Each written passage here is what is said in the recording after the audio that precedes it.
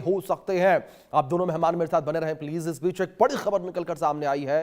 Qatar के आकाश में अमेरिकी एयर डिफेंस सिस्टम फेल नजर आया है। ईरानी मिसाइल को रोकने में असफल रहा और घटना ने क्षेत्रीय सुरक्षा और तनाव बढ़ा दिया है। सुरक्षा अधिकारियों ने सतर्कता भी अपनी बढ़ा दी है। यह बड़ी खबर निकलकर सामने आई है कतर से, जहां कतर के आकाश में अमेरिकी एयर डिफेंस सिस्टम फेल नजर आया और ईरानी मिसाइल को इंटरसेप्ट करने में असफल रहा है। सोशल मीडिया पर प्रेस रिपोर्ट्स के अनुसार मिसाइल बिना किसी रोक के वहां से गुजर गई, जिससे खाड़ी क्षेत्र में सुरक्षा चिंताओं और तनाव को बढ़ा दिया है। अमेरिकी रक्षा अधिकारियों ने कहा है कि मिसाइल को रोकने में तकनीकी चुनौती सामने आई। इस घटना ने क्षेत्रीय सुरक्षा उपायों और निगरानी को और मजबूत करने की जरूरत को रेखांकित किया है। दोनों मेहमान लगातार हमारे साथ बने हुए हैं। डीएस सोडी सर, मैं आपका रुख करूंगा। और अगर अमेरिकी हथियारों को लेकर बात करें तो सोडी साहब, पूरी दुनिया में सबसे ट्रस्टफुल हथियार जो है वो अमेरिकी या तो रूसी माने जाते हैं, और इस तरीके से अमेरिकी एयर डिफेंस सिस्टम का फेल होना, उसका फेलियर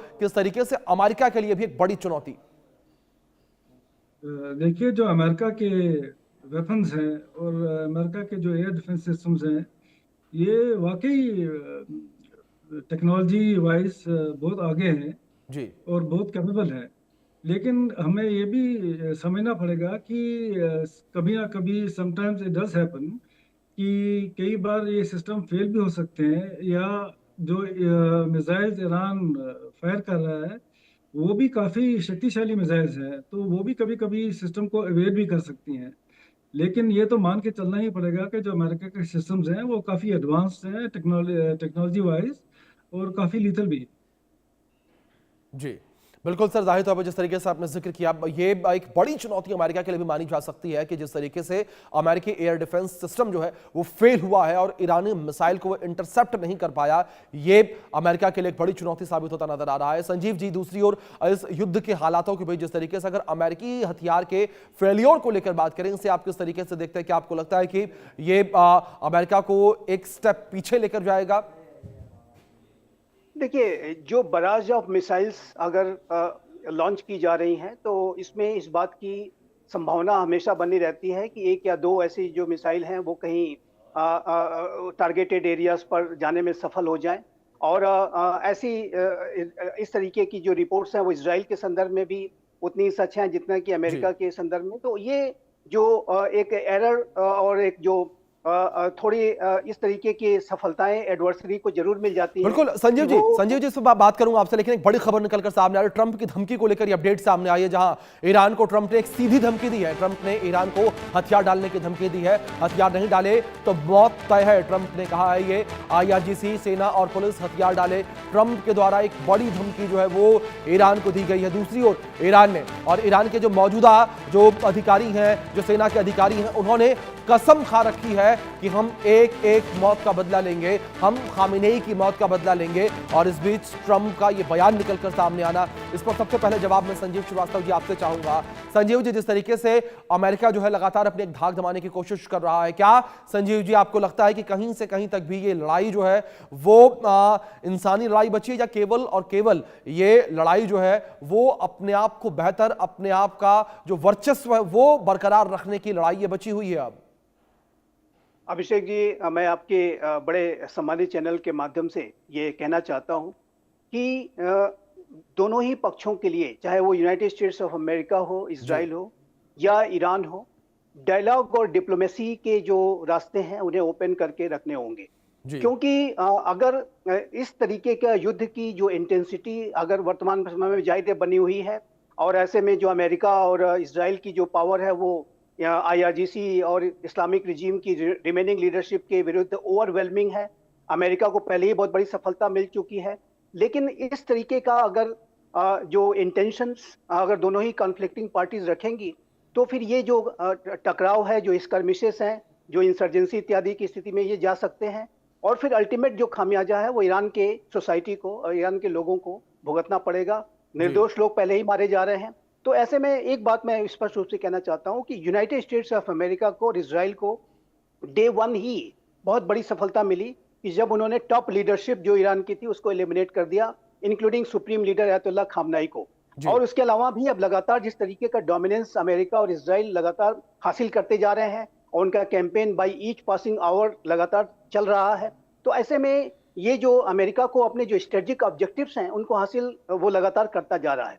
इसी जी। वजह से अमेरिका के लिए भी आवश्यक है कि जो ईरान की जो रिमेनिंग लीडरशिप है उसको उसके साथ कोई डायलॉग और डिप्लोमेसी के अगर ऑप्शंस कहीं हैं तो उसको अमेरिका को भी उन्हें देना चाहिए। और ये इस संदर्भ में जो डोनाल्ड ट्रंप का ये जो बयान है वो जाहिर है कि महत्वपूर्ण है। वो पहले भी इस बात को कह रहे हैं, ऐसा नहीं कि पहली बार उन्होंने कहा है। उन्होंने जो पहले ऑपरेशन इपिक फ्यूरी के शुरू होने के बाद ही अगले दिन ही इस बात को कहा था कि जो आईआरजीसी को अपने हथियार डाल देने चाहिए, आत्मसमर्पण कर देना चाहिए, अदरवाइज वो सर्टेन डेथ फेस करेंगे। इस तरीके की धमकी भी उन्होंने दी थी। तो ऐसे में ये जो सिचुएशन है वो अमेरिका अपने चूंकि स्ट्रेटेजिक ऑब्जेक्टिव हासिल करता जा रहा है, इसलिए अमेरिका को भी डायलॉग और डिप्लोमेसी के जो ऑप्शंस है वो रखने चाहिए। लेकिन इस ईरान की जो सबसे बड़ी अगर कोई परिवर्तन लाने की आवश्यकता है तो ईरान की जो रिमेनिंग लीडरशिप है इस्लामिक रिजीम की, उसको डायलॉग और डिप्लोमेसी के बारे में तुरंत अर्जेंट बेसिस पे विचार करना होगा। और जाहिर है कि अगर डायलॉग और डिप्लोमेसी की अगर जो बात होगी तो जाहिर है कि उन्हें अपने जो पॉलिसी जो उनके अप्रोचेस हैं उसमें तुरंत ही बदलाव करने की आवश्यकता है।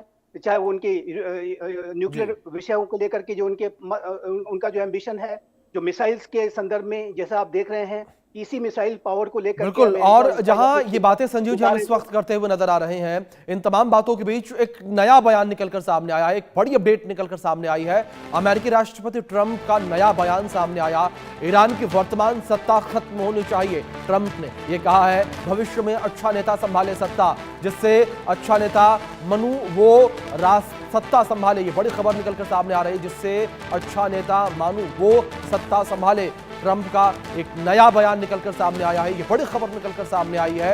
ईरान की वर्तमान सत्ता खत्म होनी चाहिए, ये ट्रंप ने दावा किया है। डीएस सोडी साहब, मैं आपका रुख करूंगा इस बीच। और सोडी जी, जिस तरीके से ट्रंप का ये नया बयान निकलकर सामने आया, क्या आपको लगता है कि युद्ध को और भड़काएगा ये बयान या फिर ईरान को बैकफुट पर लेकर जाएगा?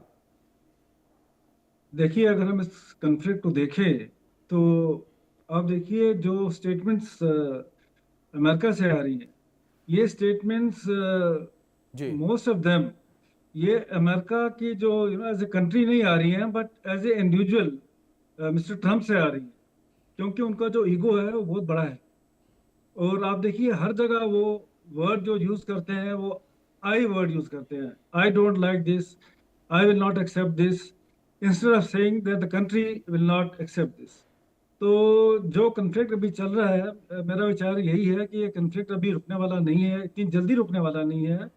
और जैसे मेरे को पैनलिस्ट ने कहा कि जो डिप्लोमेसी है, इनके जो चैनल्स हैं ये तो ऊपर रखने ही पड़ने चाहिए हमेशा, और बैकडोर डिप्लोमेसी होनी चाहिए।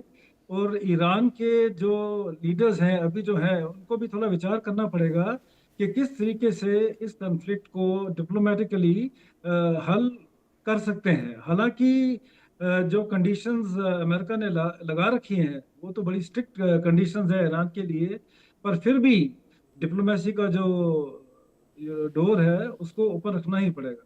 और एक चीज आपसे फिर रिक्वेस्ट करना चाहता हूँ कि गवर्नमेंट को जो हमारे स्टूडेंट्स वहाँ ईरान में फंसे हैं उनको जल्दी से जल्दी वहाँ से इवैक्यूएट करना चाहिए, क्योंकि बहुत सी कॉल्स आ रही हैं वहाँ से, जो उनके पेरेंट्स हैं वो भी परेशान हैं। तो ये मैं आपके चैनल के माध्यम से गवर्नमेंट से रिक्वेस्ट कर रहा हूँ। बिल्कुल। और सर, जिस तरीके से आपने ये जिक्र किया कि जो बैकडोर डिप्लोमेसी है, वो बैकडोर डिप्लोमेसी इस युद्ध के स्थितियों के बीच बंद नहीं होनी चाहिए, वो जारी रहनी चाहिए। आप दोनों मेहमान मेरे साथ बने रहे। इस बीच एक बड़ी खबर निकलकर सामने आई है। लेबनान बेरूत के दक्षिणी में जोरदार धमाके की आवाज सुनाई दी है और धमाकों के बाद आसमान में काले धुएं का गुबार देखा गया। घटना बाबदा से देखी गई है और रात और देर शाम ये घटना हुई है। इजराइल ने हिजबुल्लाह के ऊपर बम बरसाए, ये बड़ी खबर निकलकर सामने आ रही है। लेबनान की राजधानी बेरूत के दक्षिणी उपनगरों में गुरुवार रात और शुक्रवार सुबह जोरदार धमाके देखे गए हैं।